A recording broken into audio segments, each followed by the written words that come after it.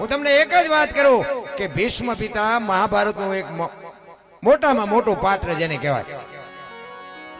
અખિલ બ્રહ્માંડના માલિક કૃષ્ણ પરમાત્માની પ્રતિજ્ઞા જે તોડાવે એવો સમર્થ ને સિદ્ધ પુરુષ, એને છેલ્લે બાણની પથારીમાં હોવું પડ્યું. બોલો એનું શું કરમ હશે? અખિલ બ્રહ્માંડના માલિક એ કૌરવના પક્ષમાં હતા ભીષ્મ પિતા, અને પાંડવના પક્ષમાં કૃષ્ણ પરમાત્મા હતા. એટલે હામાં રથ આવ્યા ને, એટલે ભીષ્મ પિતાએ કૃષ્ણ પરમાત્માને કીધું કે તમે જે પક્ષમાં હોય ને પક્ષ કોઈ દી હારે નહીં, પણ હવે દુર્યોધનનું અનાજ ખાધું છે એટલે મારે સેનાપતિ બન્યા વગર છૂટકો નથી. ત્યારે કૃષ્ણ પરમાત્મા કહે છે કે દાદા મારે કાંઈ હથિયાર બથિયાર ઉપાડવાના નથી, હું તો એક અર્જુનનો રથ હલાવનાર સારથી છું. આ તમારા ભયોનો મામલો છે, મારે કાંઈ આમાં લેવા દેવા કાંઈ છે નહીં. અને ભીષ્મ દાદા બાપુ મનમાં વિચાર કરે કે બીક તારી એકની જ લાગે છે, નકર આમાં કોની તાકાત છે કે મને કોઈ હરાવી શકે? ઈ કે તમે હથિયાર ન ઉપાડો એવું કોઈ દી બને નહીં. અને અખિલ બ્રહ્માંડના માલિક કૃષ્ણ પરમાત્માએ પ્રતિજ્ઞા કરી કે ગમે એવું યુદ્ધ જામ્યું હોય ને તો હું આ તમારી સામે જો પ્રતિજ્ઞા કરું છું, હું હથિયાર નહીં ઉપાડું. અને એ જ વખતે બાપુ ભીષ્મ પિતાએ પ્રતિજ્ઞા કરી કે કુરુક્ષેત્રના મેદાનમાં બગડાટી બોલતી હોય જો હથિયાર હું તમને ન ઉપડાવું તો મારું નામ ભીષ્મ નહીં લખવું, અહીંયા લખી દો. એ ભીષ્મને એ કૃષ્ણ પરમાત્માની પ્રતિજ્ઞા તોડાવી. કારણ કે કૃષ્ણ પરમાત્માએ અર્જુનને કીધું કે હવે બાણ મારી દો, કે પણ આ કાકા દાદા ને બાપા આમાં કોને મારવા? ઈ કે ગાંડા આ બધા કોઈનું છે જ નહીં, તું અત્યારે એવી ગાંડા જેવી વાત કરીમાં. પણ અર્જુને હથિયાર ન ઉપાડે ને પછી કૃષ્ણને બાપુ એમ થયું કે હારું બહુ કરી કે હવે જો હું હથિયાર ઉપાડું તો મારી પ્રતિજ્ઞાનું શું, અને ન ઉપાડું તો મારા પક્ષનું શું? અને આમ સુદર્શન ચક્ર લઈ દઈને આમ ચડાવ્યું ને, તરત જ ભીષ્મએ મૂકી દીધા. કહેતો હતો ને કે હથિયાર નહીં ઉપાડું, ઉપડાવ્યા ને કે ભાઈ. એવો સમર્થ અને સિદ્ધ બાપુ પોતાના મૃત્યુને યમના દૂત લેવા માટે આવે. યમના દૂતને કીધું કે અત્યારે વ્યા જાવ, 6 મહિના પછી આવજો. પોતાના મૃત્યુને રોકી શકે એવો સમર્થ અને સિદ્ધ પુરુષ, ગંગા જેવી જેની જનેતા બાપુ, ઈને છેલ્લે બાણની પથારીમાં હોવું પડ્યું. તો આપણે વિચારવું તો જોઈએ ને કે આપણે કેટલાના કાળા કામ કર્યા છે. એવા બાપુ બુદ્ધિના ગાળિયા. એક ભાઈ છે ને આમ દિવાલમાં હું દિવાલમાં ખીલી ખોડતો તો ઊંધી માથું દિવાલ કોઈને અણી કોઈ હથોડિયું મારે અને રિયો બબડે. કે કારખાના વાળામાં બુદ્ધિયું જ નથી કે ઊંધિયું ખીલિયું કાઢ્યું. એનો ભાઈ અહીંયા ગયો કે હું કે ખીલિયું જો નહીં કે ઊંધિયું કાઢ્યું. એનો ભાઈ કે તારામાં બુદ્ધિ નથી. ઈ કે કેમ? ઈ કે આ દિવાલની ક્યાં છે? આ દિવાલની છે. બોલો આમ પકડીને લઈ ગયા. ઈ કે હા આણી તો આઈન પાસે હતી, હું તો અહીંયા મથતો હતો. આખી જિંદગી દિવાલો ફેરવી પણ અહીંયા ખીલી ન ફેરવી નાખી. મારી ખીલી ફેરવો દિવાલો, ત્યાં સમાધાન થતું તો ન કરી ગયા. હું અને મારું બાપુ ગંગા સતીની વાણી કે હું અને મારું જો મનનું કારણ છે. આ બે વાત પતી જાય તો જિંદગીમાં કાંઈ છે જ નહીં. વાતો બધા કરે છે કે કઈ લાવ્યા નથી, કઈ લઈ નથી જવાનું. કોક માગણ આવે ને બટકું રોટલો જ દો. માગણ આવે તો ડેલીઓ આડી કરે, આગળ જાઓ આગળ જાઓ આગળ ઠેઠુંથી તારા જેવા જ છે, ચા જાય લઈ. અને ખરેખર વ્યવસ્થા છે જ નહીં, લઈ જવાની વ્યવસ્થા જ નથી. જેમ આવ્યા ને એમ જ જવાનું. તો મને એમ થાય કે બછોડા છે ના છે એ નથી સમજાતું. ભલે અમને ઘણા કે તમે હું કામ એટલા બધા પૈસા લ્યો છો, પણ અમે એમ કે પૈસા લઈ તો નથી હોવા દેતા, નો પૈસા લેવી તો મારી નાખે. એટલે જરૂરી છે, મારું કહેવાનું એવું નથી, પણ કહેવાનો મારો મિનિંગ એ છે કે કાંઈક તો મારી પાસે બાપુ આપણે વાપરવું જોઈએ ને. બાકી એ તો ત્રાજવું લઈને બેઠો છે, કોણ શું કરે છે ને બધી ખબર છે. એટલે મહાપુરુષોએ તમને મને શાન ખૂબ કરી છે. પણ દાસી જીવનની એક વાણીમાં દાસી જીવન કહે છે કે સાયાજીને કહેજો આટલી મારી વિનંતી. તમે જો ઈશ્વર પાસે બાપુ એની કેવી વેદના છે. દાસી જીવનને 18માં ગુરુ ભીમ મળ્યા ને પછી મેળ પડ્યો. અને આ બધું છે ને આ બાપુ ભજન છે ને ગુરુ વિના સમજાય જ નહીં. ગુરુ ગોતવા જ્યાં કે આ દુકાને મળે છે, ક્યાંય મોંઘા મળે છે, હારા મળતા છે. પણ ભજનના ભરોસે બાપુ હાલ્યા જાઓ, વહેલો મોડો ગમે ત્યાં તમને આંગળી પકડનારો મળી જાય. પણ જેથી ભજન પાકે તેથી તમારું મેળ પડી જાય. એટલે દાસી જીવન કહે છે કે મારે તારી જરૂર છે બાપુ. ઈશ્વરને મેળવવા માટે બાપુ દાસી જીવનની જે વેદના છે, આ વાણી છે ને વાણી, એ બધું સંતોની વેદના છે. એટલે સંતો દાસી જીવન કહે છે, શું કહે છે?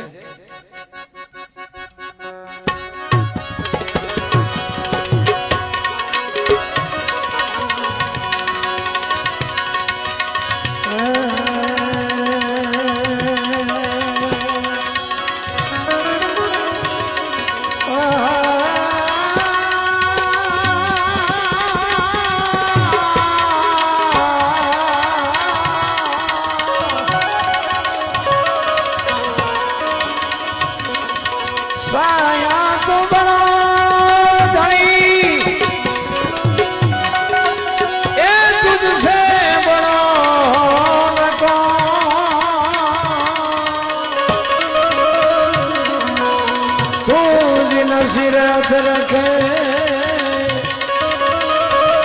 वो तो जग में बड़ो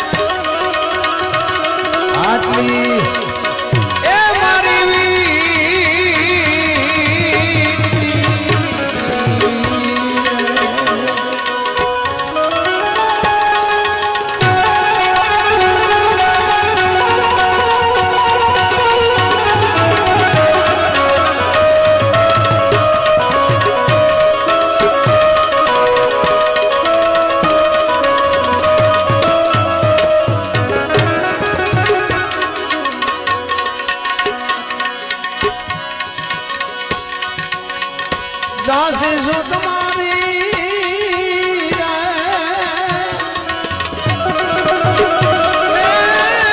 दर्शन करा ए दूबड़ी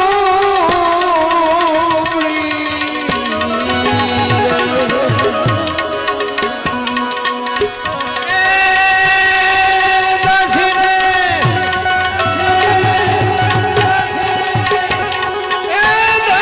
दे जो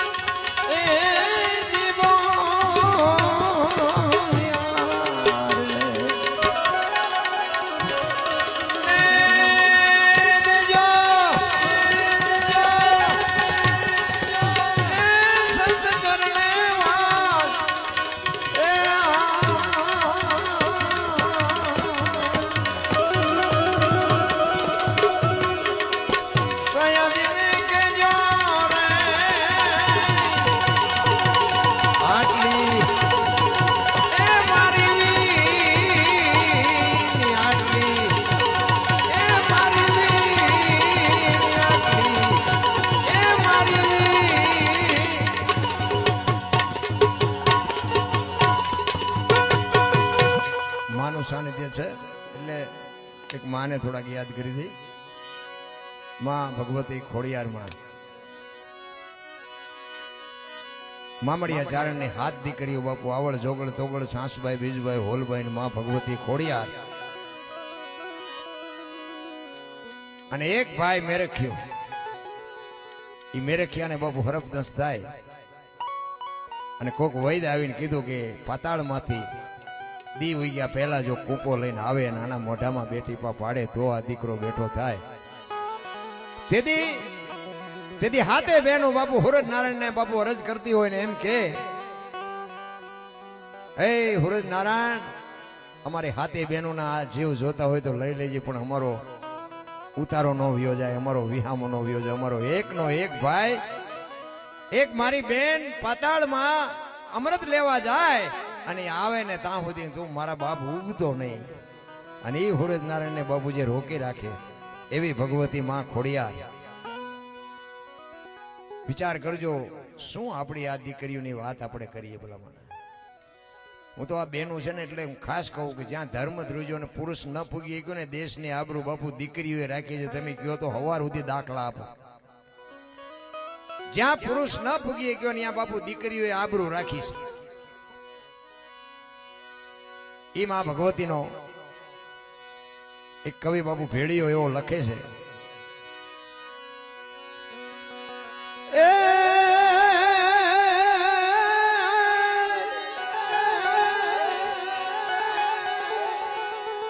મત દરિયો હોય તોફાનમાં અન તમારું હયું નો રે હાથમાં એ તેથી કે જો માં ખોડિયાર ને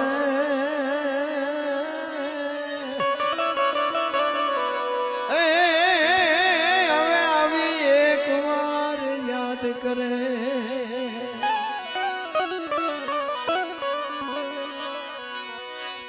રમતા ભમતા તારા સોરડા અન કોક દિયા ઘાયા ઘાય વયાઈ જા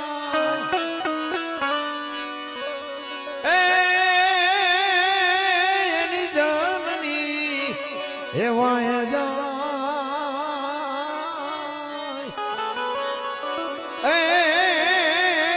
ખમાઈ કે જય માં ખોડલી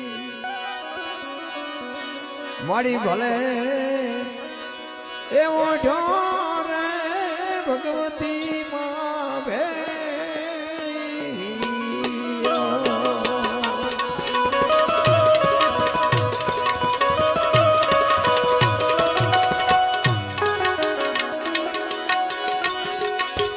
મારી કરા ભેળી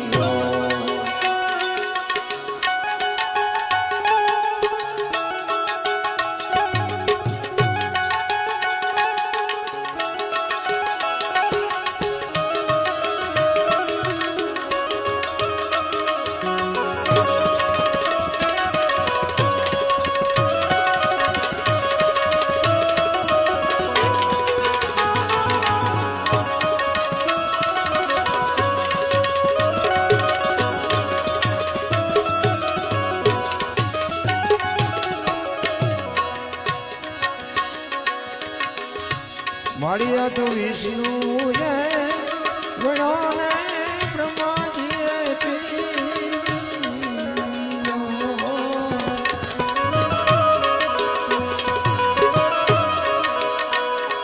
મારી વિષ્ણુ જય ગણો